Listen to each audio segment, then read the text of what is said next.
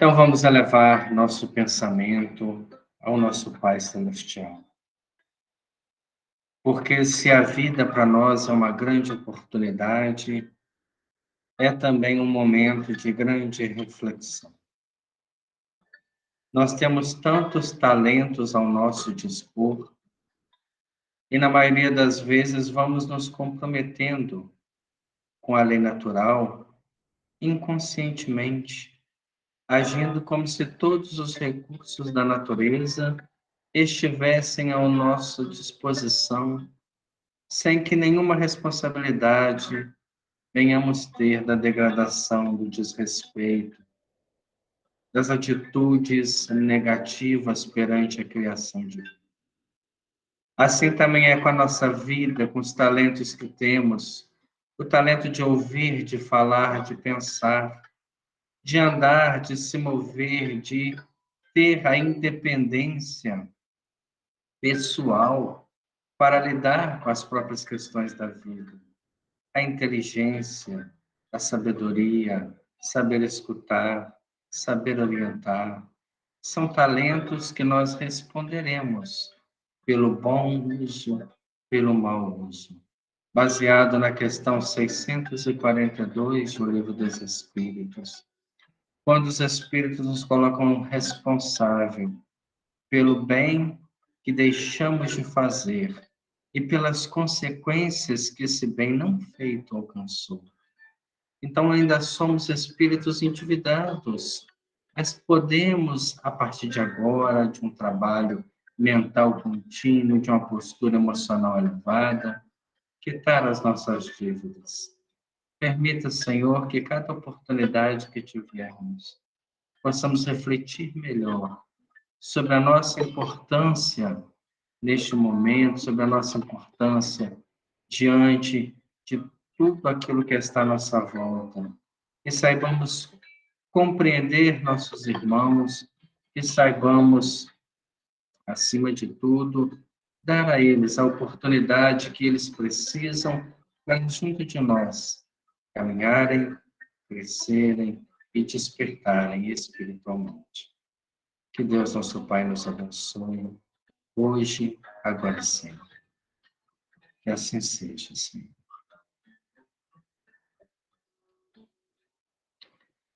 Muito bem, na semana passada nós vínhamos estudando esse capítulo 6, que é um capítulo das particularidades mediúnicas da psicografia. E é muito interessante a gente estudar isso, porque no livro dos médiuns, Allan Kardec trata da psicografia como a faculdade mais fácil de ser desenvolvida e é que traz os melhores resultados das comunicações mediúnicas.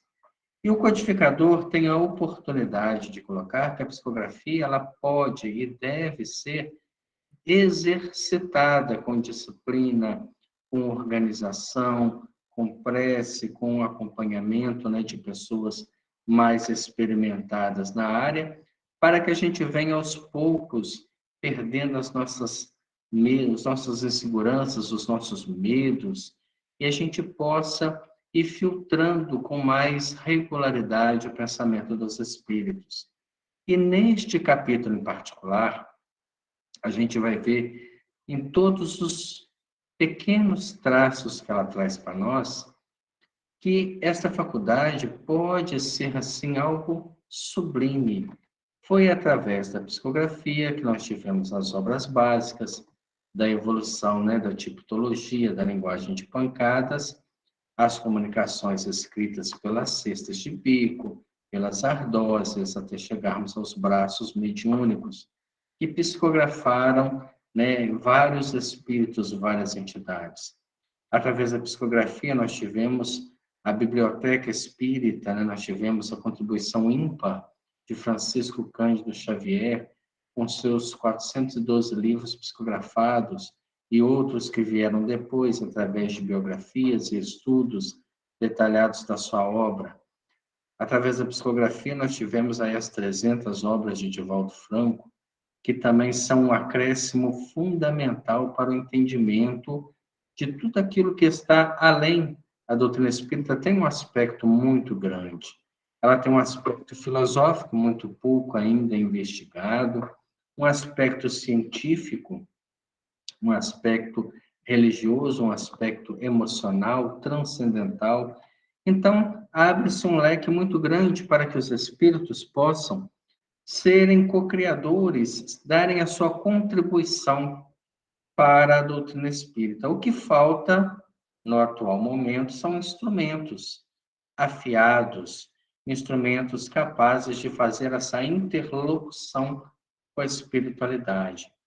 E, com certeza, né, esse exercício mediúnico, ele cobra de nós disciplina, ele cobra de nós prudência, renúncia e uma série de questões pessoais que a gente tem que estar começando a abrir campo para desenvolver. Ela citou na semana passada uma passagem, né, que é conhecida nossa, que quando Chico Xavier psicografava o livro Paulo e Estevão, e na opinião dela, Paulo e Estevão talvez seja a maior obra-prima dos romances mediúnicos, realmente uma obra fenomenal, é uma obra que nos remete, né? Faz com que a gente viaje àqueles tempos antigos e veja toda a movimentação, todo o trabalho de Paulo. E, no entanto, como ele conseguia, né, no momento da psicografia, assistir à obra como se estivesse numa sala cinematográfica, como se ele estivesse, né, nos registros acásicos do mundo espiritual, mas, na verdade, ele enxergava o que Emmanuel pensava. Como que isso se dá, né? Nós estudamos o pensamento em outras obras e vimos que o pensamento ele é material.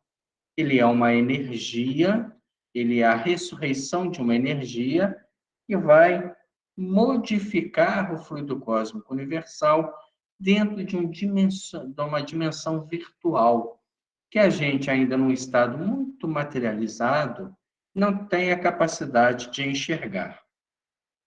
Mas os espíritos, principalmente os mais elevados, eles conseguem ver o nosso pensamento, porque esse pensamento ele é plasmado como se fossem cenas vivas que são oferecidas através da alimentação emocional que se dá aos pensamentos.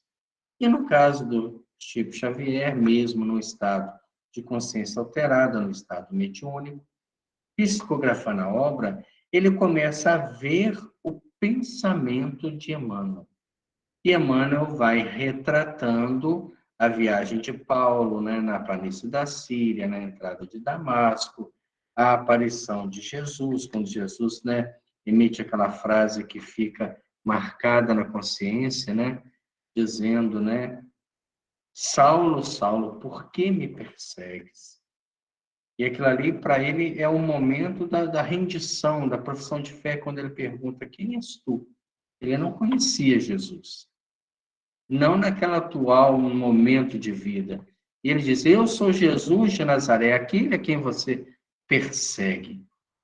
E ali, ele entregue de joelho no deserto, somente ele tendo a visão, aqueles que o acompanhavam na sua caravana, que estava indo para prender Ananias, acham que ele estava perturbado pelo calor do sol, pela secura do deserto, pela carência de recursos, e ele fala, Senhor, que queres que eu faça? O dia que nós tivermos uma profissão de fé como Paulo, e olharmos para a nossa estrada de Damasco, que é esta encarnação de bênção, e na nossa prece, ao invés de pedirmos, né, dizermos do fundo da alma, Senhor, que queres que eu faça? E onde me colocar e com quem me colocar farei o melhor possível. Voltando à questão 642, devemos fazer o bem no limite da nossa força. Aí sim nós poderemos almejar a posição de intérpretes da mente superior. As cartas de Paulo, quando ele já não conseguia mais viajar e estando limitado pelo desgaste físico, do corpo surrado, do corpo cansado, ele recebe a visão do próprio Cristo, que o visita e diz a ele, doravante, Estevão, aquele perseguido, aquele que você mandou matar, lembra dele? Então ele interpretará o meu pensamento e escreverá através de você. Ali ele estava no campo agora da mediunidade. Então, algumas cartas dele têm essa característica. Nós também podemos ser médiuns, psicógrafos, talvez não de obras, de livros, de romance, de ficção, mas de mensagens dos mentores da nossa casa, dos espíritos familiares, que através de nós encontrarão um lápis apontado, com a capacidade de retratar sentimentos que ali estão. E naquele momento nós vamos antecipar a vivência espiritual, quando a nossa percepção, cada vez mais apurada pelos exercícios, conseguirem captar as imagens mentais do pensamento daqueles que estão emitindo. Aí nós paramos justamente nesse ponto, quando ela diz para nós: daí, o porquê de um instrumento mediúnico obter obras de poucos autores, pois o trabalho é sempre melindroso e difícil, exigindo o máximo de qualidades harmoniosas de um e de outro, tais como amor à causa, a vontade, né? Vontade decidida, pureza de intenções, humildade, paciência, desinteresse, perseverança de toda e qualquer natureza, mormente o desinteresse monetário, renúncia, até mesmo espírito de sacrifício, o que deixa entrever não ser fácil ao encarnado, assim comungar tão intensamente com as entidades elevadas da espiritualidade. Aqui nós vamos parar para fazer dois apontamentos. Primeiro, no primeiro pinga-fogo, foi levantado um número de espíritos que haviam se comunicado por Chico Xavier. E o que embaraçou muito a pergunta de um crítico, quando esse número passava de 500 espíritos com características diferentes, aos quais ele pôde retratar de forma muito harmoniosa, né, com a fidedignidade daqueles pensamentos, ao passo que algumas pessoas que eram críticas literárias, e um deles era amigo do espírito Humberto de Campos, ele lendo a mensagem, o poema psicografado, disse: olha, eu não acredito na mediunidade. Eu não acredito na psicografia. Mas quem escreveu esse poema foi o meu amigo Humberto de Campos. Eu não quero dar o braço a torcer a admitir que esse fenômeno é real. Mas o que está escrito aqui, esse conteúdo, é característico daquele poeta. Então, olha a versatilidade, né? Mais de 500 espíritos retratados. Imaginemos esses médiuns, e a internet está cheia aí de filmagens, né, de vídeos a esse respeito, que psicografam cartas. Então, eles têm que ter, sim, uma versatilidade, porque cada espírito que vem trazer uma mensagem tem uma característica. Tem apelidos familiares que são citados ali, que o médium desconhece. Então, ele precisa ter segurança, ele precisa ter uma base muito sólida de conhecimento, porque mesmo Chico, né, com toda essa versatilidade, foi xingado algumas vezes, né, de impostor, levou cusparada pelo rosto, levou uma série de ofensas que ele nunca assimilou, nunca aceitou como uma ofensa, porque identificava a fragilidade das almas à sua volta. Um segundo ponto que ela cita aqui interessante, que é o desinteresse monetário.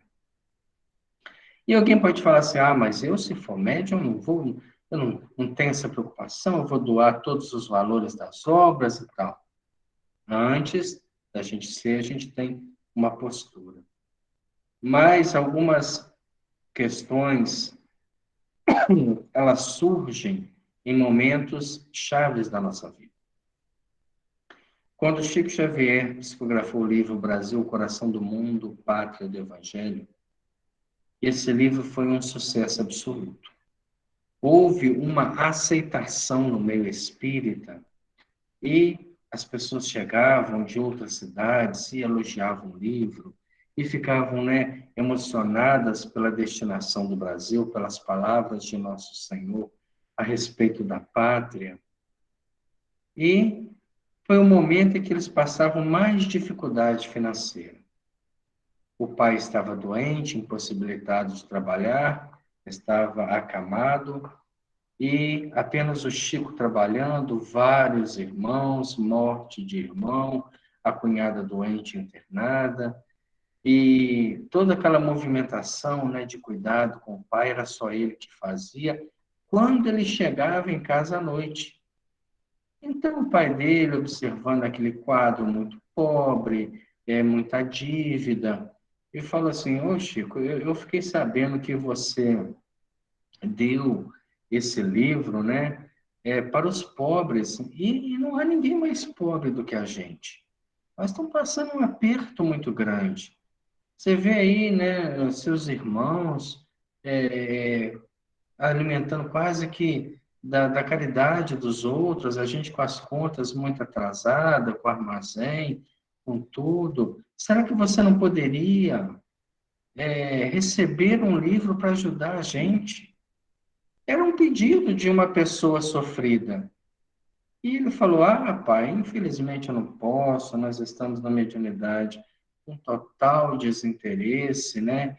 E receber uma paga por um livro que não é nosso, não tem condição, eu não posso fazer isso. E o pai dele ficou chateado, e ele foi até às lágrimas, porque era um doente, né, que queria o bem-estar da própria família, e via que na mediunidade, quem sabe, né, uma obra só que ele retirasse das 400 e tantas obras, uma em benefício da família solucionaria todo o problema financeiro. E o Chico, né, muito consciente, disse a ele, conseguiu convencê-lo, falou: daqui a pouco nossos pequenos vão crescer, vão trabalhar, as pessoas de Pedro Leopoldo são muito boas, elas nos ajudam, nós estamos devendo, mas devagarzinho vai chegar no lugar, e conseguiram vencer com o trabalho honesto. Mas é um perigo muito grande. A necessidade, a doença dentro de casa, os armários vazios, o aluguel vencido, e você com uma obra que pode resolver tudo isso, eu tiro essa para me ajudar e depois as outras eu dou. Total desinteresse. Eu me lembro de Divaldo Franco, quando recebeu o livro Além da Morte, História de Otília Gonçalves, não tinha dinheiro para publicar. Já tinha a Mansão do Caminho, fazia a manutenção dela, estava com aquela obra psicografada, e foi fazer um orçamento, ia ver como ele poderia publicar aquela obra. Neste caminho para o orçamento, ele faz uma visita a um senhor que estava mais adoentado, e ali conversando, o senhor pergunta: o que é isso que você tem aí debaixo do braço? Aí ele contou: é uma obra, né, de uma ex-auxiliar nossa da Mansão do Caminho, uma pessoa muito boa que veio desencarnar através da angina. Aí ele ficou interessado porque ele tinha aquela doença. Ele falou assim: então lê um capítulo para mim. E ele leu o primeiro capítulo. E aquele senhor, muito, né, bem financeiramente, falou assim: quanto que custa para publicar uma obra dessa? E aquela época, ele disse: eu acredito que uns 10 mil cruzeiros para a gente fazer uma tiragem, né, de 500 livros, que aí depois eles vendendo, você vai aumentando. Aquele senhor chamou a esposa e disse: olha, eu vou dar 10 mil cruzeiros a esse rapaz. Porque essa obra que ele está, né, escrevendo, ainda colocou nesses termos, é uma obra que vai ajudar muitas pessoas que estão doentes. E a senhora, que tinha um coração maior do que ele, disse: não, dê mais, dê 13 mil, que aí com certeza ele conseguirá publicar. E Joana, que acompanhava tudo, disse a Edivaldo: ele é grande, mas ela é maior ainda. A publicação ficou nos 13 mil cruzeiros que ele ganhou. E aquela obra começou a vender tanto, quem já leu sabe que é uma obra excepcional, né, de uma experiência fantástica de uma trabalhadora da Mansão do Caminho, que desencarna em condições bem particulares da não aceitação da morte. Ela rendeu para publicar os outros livros que vieram depois, iniciar um ciclo de produtividade mediúnica que sustenta toda aquela obra.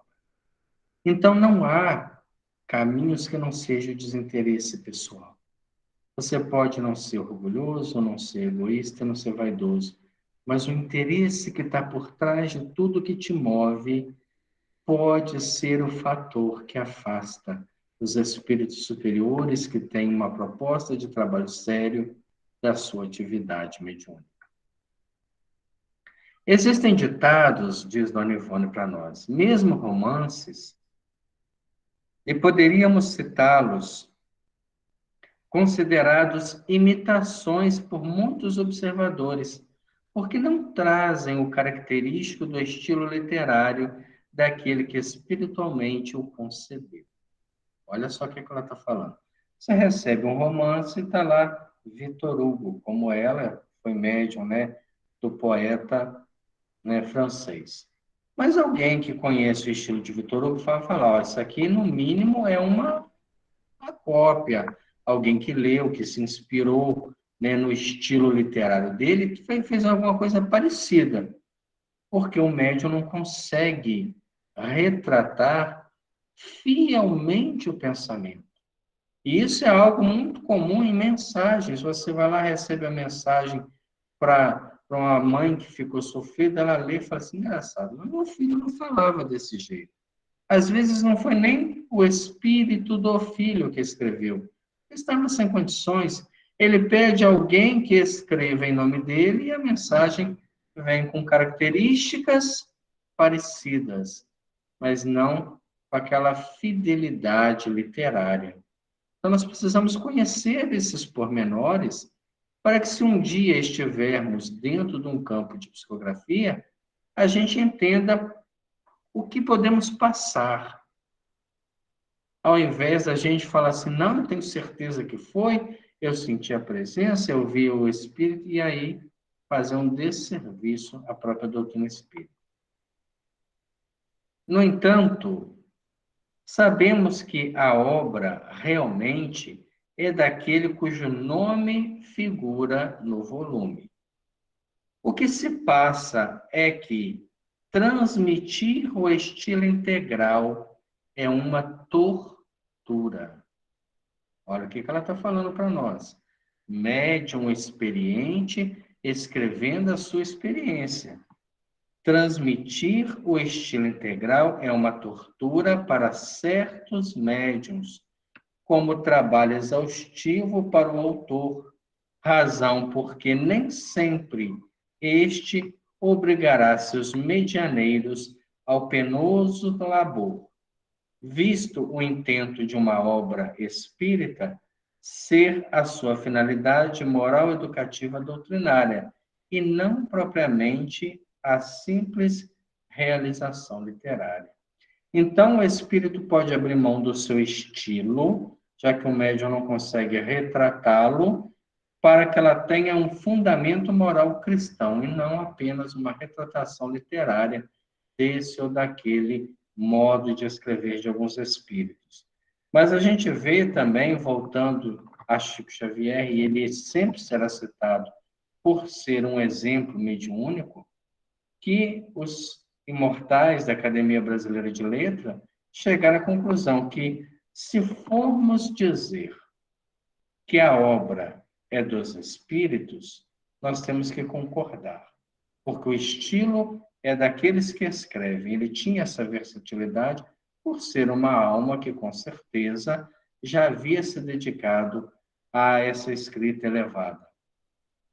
Mas se nós não admitirmos o fenômeno, esse homem pode ocupar qualquer cadeira da Academia Brasileira de Letras pelo conteúdo que está nos seus livros. Então, era mais uma confirmação da sua fidelidade mediúnica. E como é que se chega a isso? Quando a gente começa a diminuir o nosso eu, para que os outros venham a crescer. Eu me lembro muito das palavras de João, o Batista, quando ele dizia: preciso que eu me apague para que ele se acenda, falando do seu próprio primo, que era Jesus. No processo mediúnico, nós aos poucos vamos apagando o nosso personalismo para que a mensagem ganhe um teor, né, de realidade maior. Imaginemos as obras básicas, as médiuns, que receberam as psicografias das respostas dos espíritos. Se elas não conseguissem, né, se anular, se não fossem espíritos jamais elevados, que tinham pouquíssimas paixões que pudessem intervir, interferir ou dificultar o trabalho dos espíritos. Aí a gente passa a ver que uma sessão mediúnica realmente é uma vida. E que durante a nossa vida, durante o nosso dia, durante todos os momentos que a gente está convivendo com as pessoas, nós estamos sempre interpretando correntes mentais, através da inspiração, da intuição e da assimilação de correntes mentais. Quando a gente parte para um movimento muito mais profundo da mediunidade, a gente tem que ir com qualidades morais que possam nos colocar à mercê de correntes superiores, para não sermos os médiuns da idiotia, da mediocridade, do terra-terra. Estudamos um caso desse, por exemplo, no livro Nos Domínios da Mediunidade, quando André Luiz entra, né, naquilo que eles chamam uma casa de pasto, num restaurante, e lá atrás, num cômodozinho, né, numa mesa onde havia uma garrafa de conhaque, um rapaz fumava com volúpia, ele estava escrevendo ali uma música, uma composição, e os espíritos intuindo ele estava num processo mediúnico, de baixo teor, sintonizado com aqueles que veiculam aquele tipo de mensagem. Então, nós vemos, por exemplo, que cada música retrata uma proposta de conteúdo daquele que a criou, encarnados e desencarnados que participaram. Assim é a nossa vida, uma sessão mediúnica constante. De outras vezes, porque o médium não apresente os recursos necessários, dá-se uma como tradução do seu pensamento. Então, há médiuns que são mais retrógrados nessa condição. Então, o que eles podem fazer? Quase que um tradutor. E toda tradução tem corruptela das línguas. Se a gente pegar, por exemplo, né, traduzir um texto do inglês para o português, nós vamos ter que colocar palavras nossas, para que tenha sentido, para que possa ocupar espaços, porque as línguas não têm a mesma matriz. E aí a gente vê toda a dificuldade da Bíblia, né?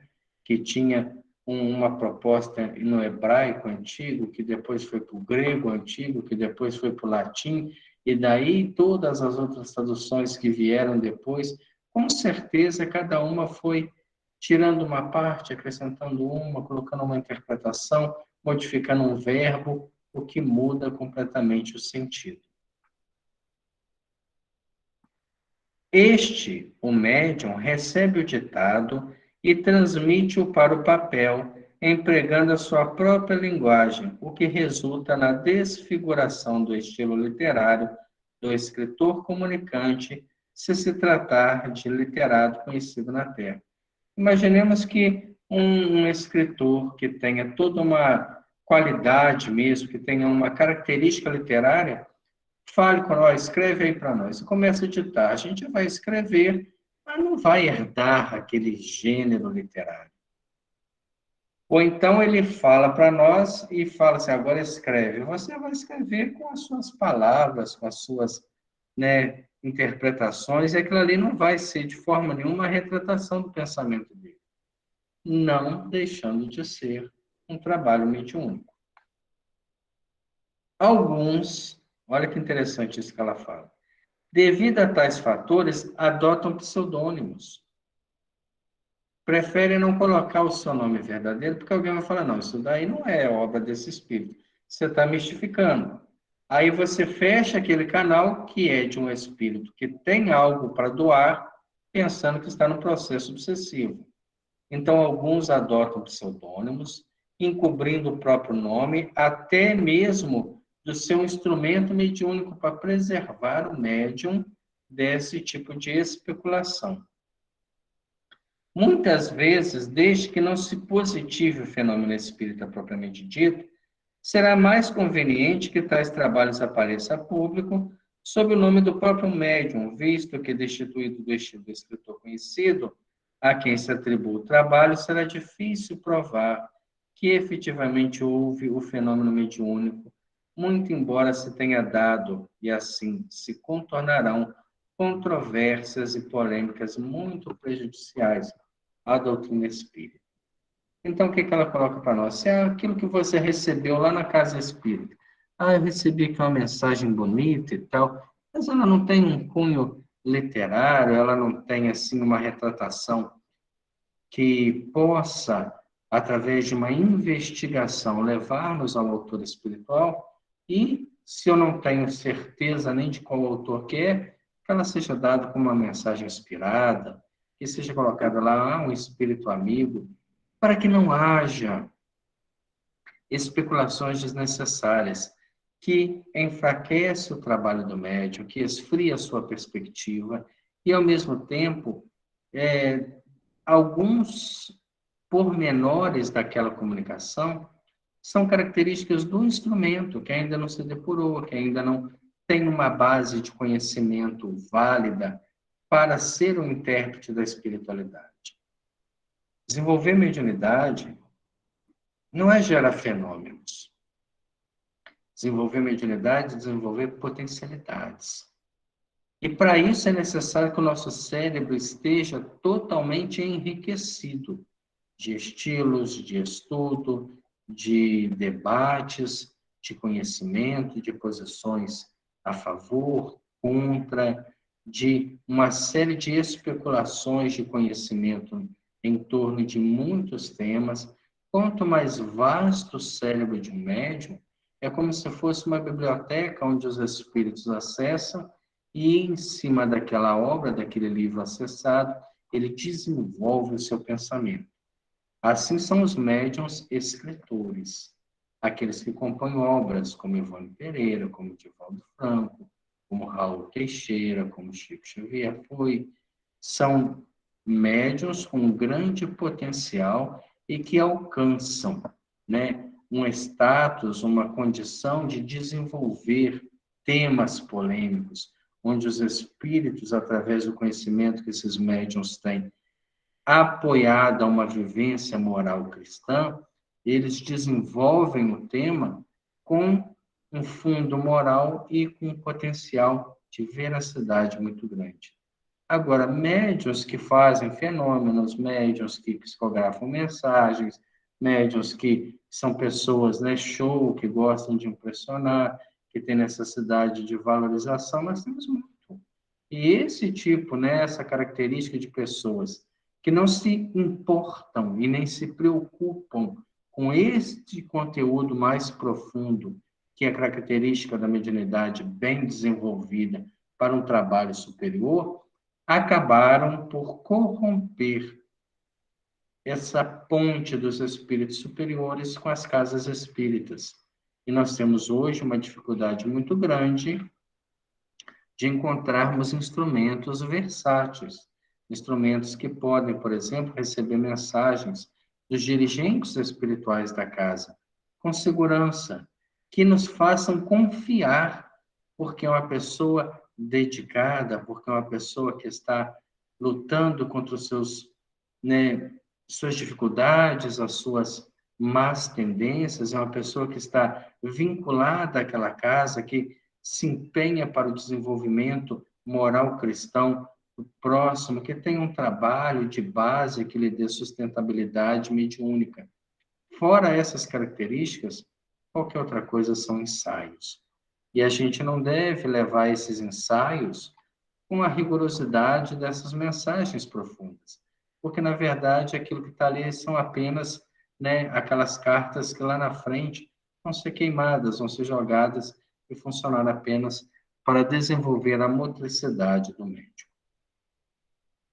Alguns escritores desencarnados, como Camilo Castelo Branco, que foi um estilista inconfundível, um purista do idioma português, não fazem em absoluto questão de que seu antigo vigor literário se reproduza integralmente através de um cérebro mediúnico. Agora começa a contar a história de um espírito que escreveu uma das obras mais fantásticas do campo mediúnico, que é Memórias de um Suicida. E ele, mesmo sendo um escritor renomado em Portugal, ele não tinha a preocupação, e naquela obra fica bem claro isso, que o seu estilo literário fosse o mais importante. A sua preocupação era que a mensagem, aquilo que estava sendo retratado, que são as suas memórias, que vai contar tudo aquilo que ele viveu, o que levou ao suicídio, as consequências do suicídio, o resgate, a preparação, o retorno, fosse a mensagem principal da obra, para que a gente tivesse, né, uma noção muito grande do que é o mundo espiritual. Essa é a preocupação da obra.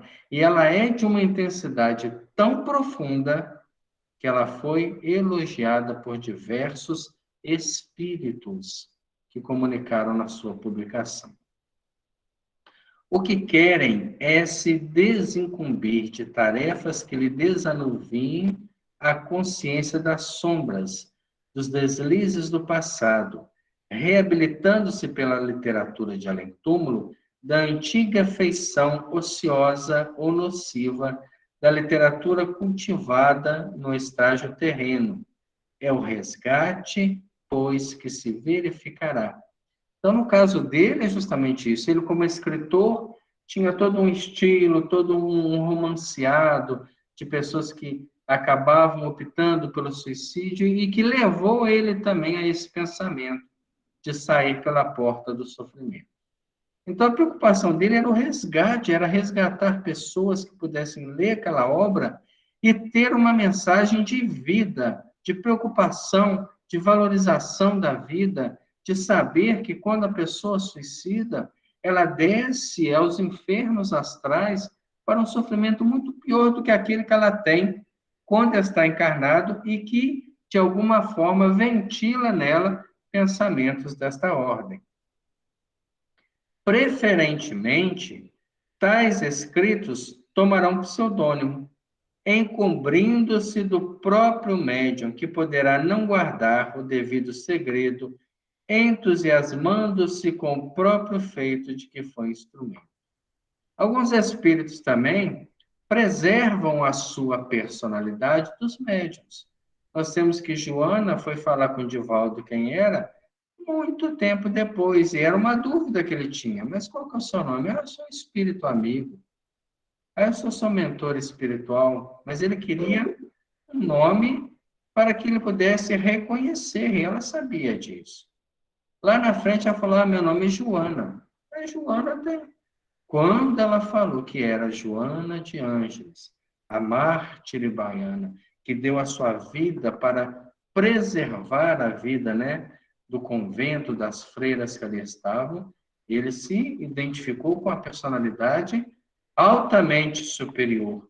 E quando ele faz o reconhecimento das suas vidas e vê que ela foi a maior poetisa da língua espanhola, quando encarnada no México como Joana Inês de la Cruz, como Joana de Cusa lá atrás e outras encarnações santificadas, ele convivia com os anjos e realmente era ele que precisava amadurecer.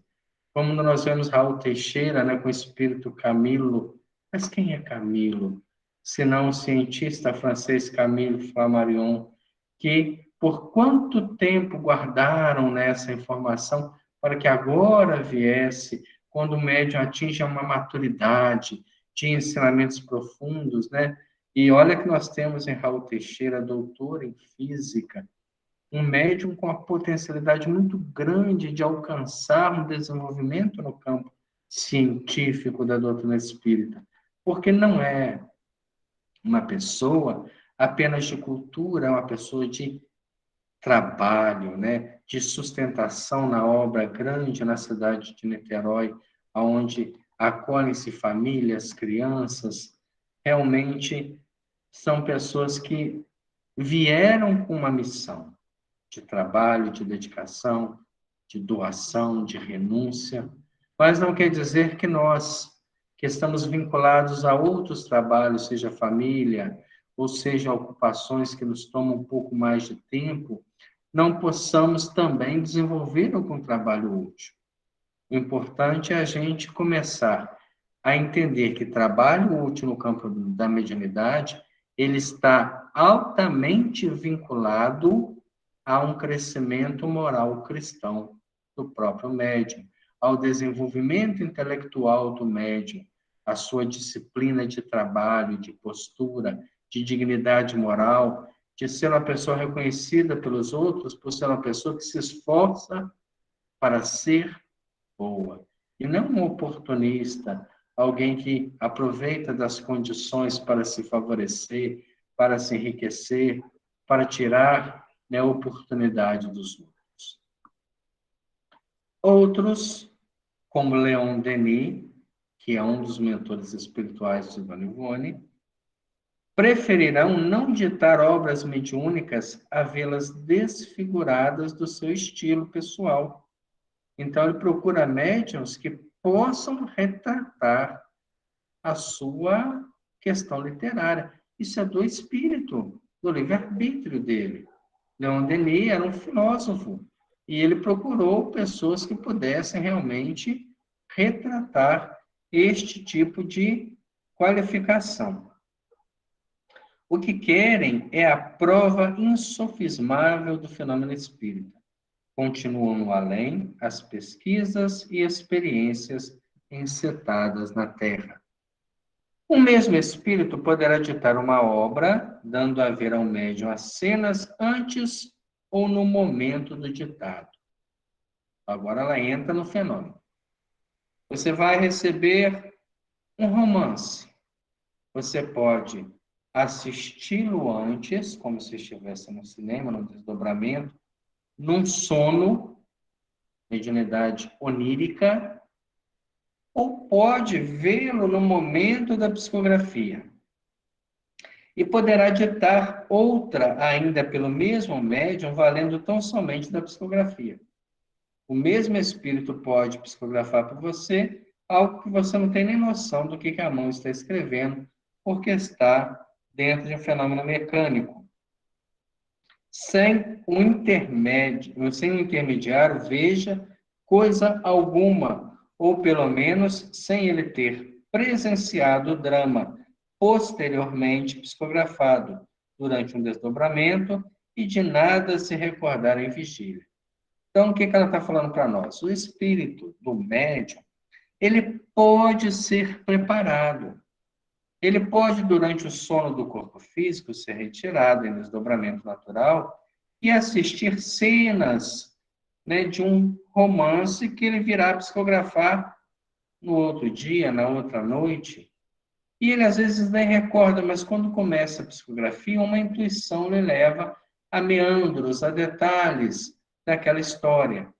Ele pode ter um grau de lucidez grande e assistir, como acontecia com Ivone, desdobrava, via tudo, depois psicografava com a riqueza de detalhe muito grande. Ele pode psicografar sem nenhuma percepção ou sem nenhuma memória daquilo que percebeu. De outro modo, o fato de recordar será uma disposição particular do aparelho mediúnico. Às vezes, ele não vai recordar como ele pode recordar. Vimos que João Evangelista, um grande médium, né, da escola dos apóstolos de Jesus, ao despertar do transe em que obteve o Apocalipse, que é uma obra mediúnica, recordou tudo o que vira e ouvira. Os profetas antigos, do mesmo modo, se recordaram das visões tidas durante os chamados transes oníricos e os desdobramentos em corpo astral. Então, mas eu não lembro nem dos meus sonhos. Por que eu não lembro? Será que eu estou num estado de preocupação, de ansiedade, de depressão, de insegurança, de medo? Porque essas características emocionais desequilibradas nos impedem de perceber a realidade onírica, fora do corpo físico. Nossa percepção estará muito ligada ao nosso estado emocional. Quanto mais preocupados com as coisas mundanas, com as coisas materiais, menos lucidez espiritual teremos. E com certeza, lembraremos de muito pouco, de fragmentos. Nós vamos colocar nas imagens fragmentadas uma série de simbolismos nossos, daquilo que a gente acredita, e os nossos sonhos nem sempre têm uma mensagem, uma informação coerente, uma sequência lógica. Quando a gente vai, né, principalmente amadurecendo com a idade, vai perdendo aquelas ansiedades da mocidade, aqueles desejos de conquistar, de construir, os nossos sonhos passam a ser mais lúcidos, porque atingimos um estado de maturidade espiritual melhor. Então, fora do corpo físico, estamos um pouco mais lúcidos e temos condições de trabalhar de forma mais direta, de forma mais efetiva e lembrar essas mensagens. Então, se hoje a gente tem toda essa dificuldade, é sinal que a gente precisa começar a trabalhar questões emocionais para que a gente recorde. Poxa, eu sonhei com uma viagem, com um lugar, com algo nesse sentido. Pode ser uma preparação para uma obra, principalmente se estivermos no campo da mediunidade. Do que particularmente nos diz respeito, agora vai contar uma experiência dela. Lembramos-nos do livro A Tragédia de Santa Maria, um romance mediúnico recebido por ela. Por nós, escrito sob a direção da entidade espiritual Adolfo Bezerra de Menezes. Trabalho em que tivemos a maior facilidade de recepção dentre os que nos tem cabido transmitir. Ofereceu-nos todas as modalidades possíveis de um ditado mediúnico. Visão antes e no momento da recepção, audição, psicografia isolada, desacompanhada da visão e da audição, né, que quer dizer essa isolada, psicografia acompanhada dos outros fenômenos e intuição acompanhada de visão. Consideramos essa época de nossa existência, ela coloca entre parênteses, foram 4 meses, das mais felizes entre as poucas horas ditosas que fluímos desse mundo, dada a suavidade, o enternecimento das faixas vibratórias que nos envolveram durante o período consumido no ditado do trabalho. Imaginemos um médium que recebe um livro dentro dessas condições. Ele vive aquela história intensamente. Ele participa da emoção dos personagens, dos quadros sociais, dos quadros ambientais, dos fenômenos naturais que ocorrem. É como se ele vivesse naquela época do livro sendo um personagem que não tem nenhuma ligação direta com todo o quadro que está acontecendo, ou se tem, está numa encarnação anterior. Então, ele assiste e vive dentro, como se fosse um espírito na nossa sociedade. Vê aquilo tudo e consegue retratar com muita fidelidade toda a história. Por isso, essas obras, os romances mediúnicos de Ivone Pereira, Amor e Ódio, A Vingança do Judeu, O Cavaleiro de Númenes, A Tragédia de Santa Maria, são obras de uma profundidade muito grande, como Memórias de um Suicida. Você entra dentro da obra, porque ela vai te contar detalhes que só quem viveu a cena sabe. Ah, mas é uma obra psicografada, mas vivenciada pelo médium.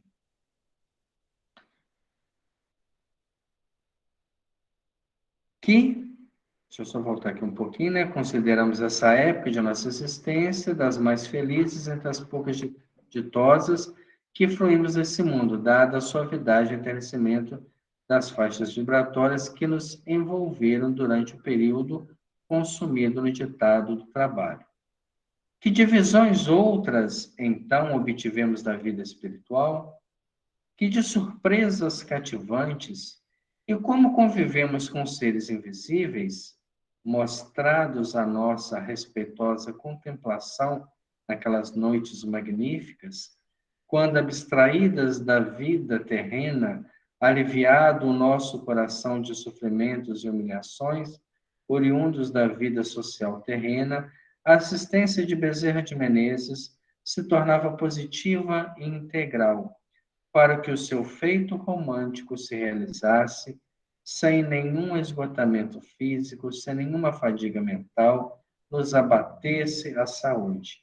Esse venerável espírito é seguido, por assim dizer, por um grande número de entidades, ainda vacilantes, porém submissas, cuja readaptação ao estado espiritual é operada sob a sua desvelada direção.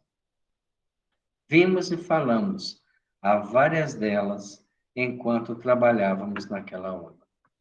Então, enquanto ela estava psicografando aquela obra, né, nos momentos de visão espiritual, ela ainda conseguia conversar com a série de espíritos que auxiliavam ela nesses registros, nesses momentos de impressão, nessa vivência antecipada do mundo espiritual. Mediunidade é algo fabuloso. É muito mais do que aquilo que nós estamos acostumados a ver nas sessões práticas de espíritos, né, vingativos, tristes, que às vezes alteram durante o trabalho ou que de alguma forma agridem verbalmente as pessoas. Isso é uma faceta, isso é uma parte do trabalho, mas mediunidade também é isso. É você adentrar ao mundo espiritual, vivê-lo em profundidade, em intensidade e conseguir criar um campo que os espíritos conseguem retratar através da interligação das correntes mentais. Talvez esse estudo que a gente vem fazendo comece a nos amadurecer para isso, abrindo a nossa mente. Saber que toda noite, antes da gente, né, deixar o corpo físico para as nossas excursões pelo mundo espiritual, a gente possa repensar muito, fazer um momento de vibração, de prece, para que ao sairmos do corpo físico, e isso independe da nossa vontade, é mecânico, é do nosso organismo, afrouxa seus laços com o sono do corpo, o espírito experimenta a liberdade.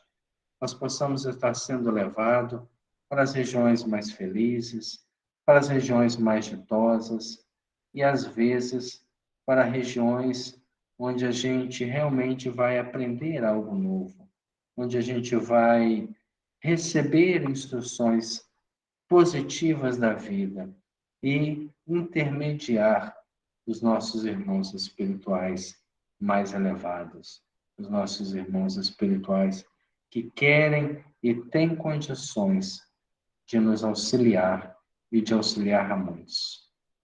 Nós vamos parar nesse ponto.